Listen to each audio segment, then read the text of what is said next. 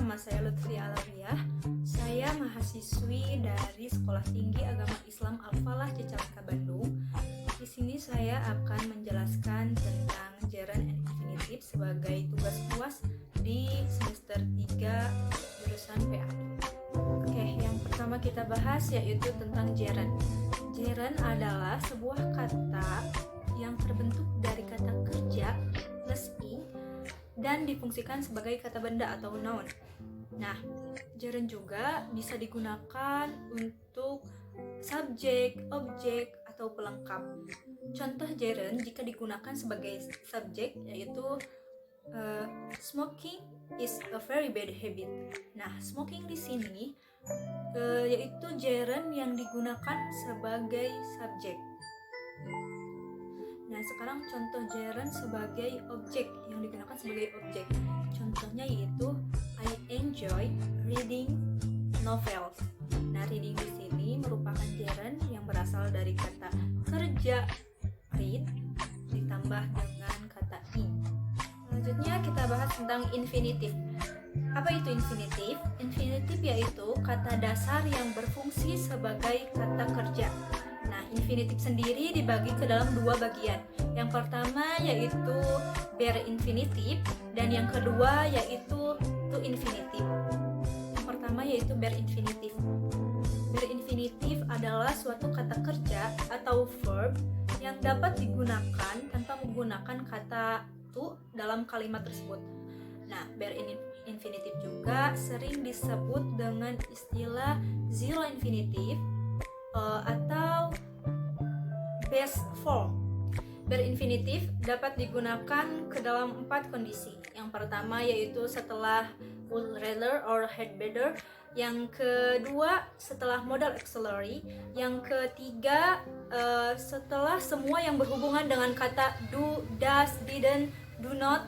Dan yang keempat setelah kata kerja tertentu seperti causative verb. Contoh bare infinitive yang digunakan setelah kata had better yaitu she had better finish her exam. Nah, finish di sini merupakan bare infinitive yang digunakan setelah kata had better. Selanjutnya, contoh bare infinitive yang digunakan setelah semua yang berkaitan dengan kata do. Contohnya yaitu misalkan me and my friends don't like coffee. Nah, don't like di sini digunakan setelah kata don't.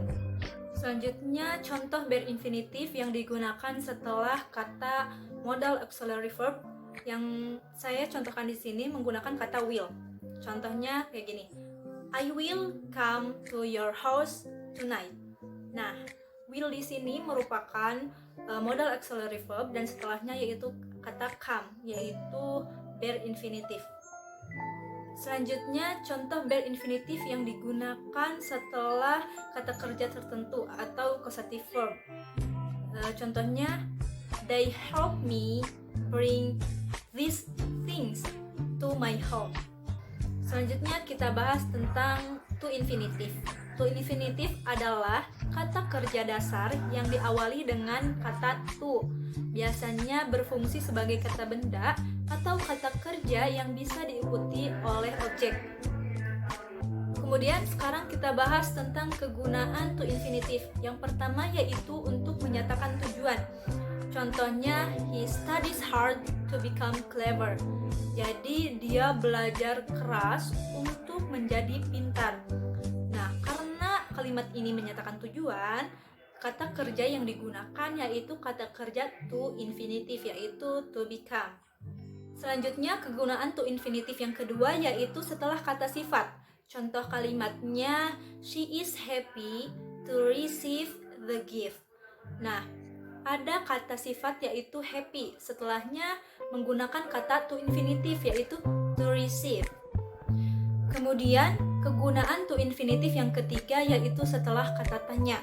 Nah, kata tanya di sini bukan dalam konteks bertanya ya. Contoh kalimatnya yaitu she tells me what to do.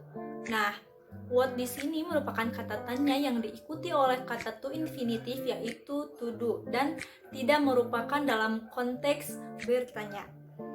Selanjutnya, kegunaan to infinitive yang keempat, yaitu setelah kata ordinal numbers.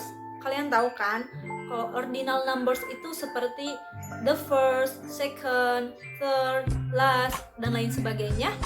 Nah, contoh kalimatnya yaitu she is always the last to come and the first to leave. Nah, sebelumnya ada kata the last yang diikuti oleh kata to infinitive yaitu to come. Dan selanjutnya lagi ada kata the first yang diikuti dengan kata to infinitive yaitu to leave. Kesimpulannya dari yang sudah saya jelaskan tadi yaitu gerund merupakan kata kerja yang difungsikan sebagai kata benda, dan infinitif merupakan kata kerja dasar dalam bahasa Inggris. Nah, gerund bisa digunakan dalam beberapa posisi, yaitu bisa digunakan sebagai objek, subjek, atau pelengkap. Nah, sedangkan to infinitif dibagi menjadi dalam dua bagian. Yang pertama ada bare infinitif, yang kedua yaitu ada to infinitif yang masing-masing bisa digunakan dalam berbagai kalimat.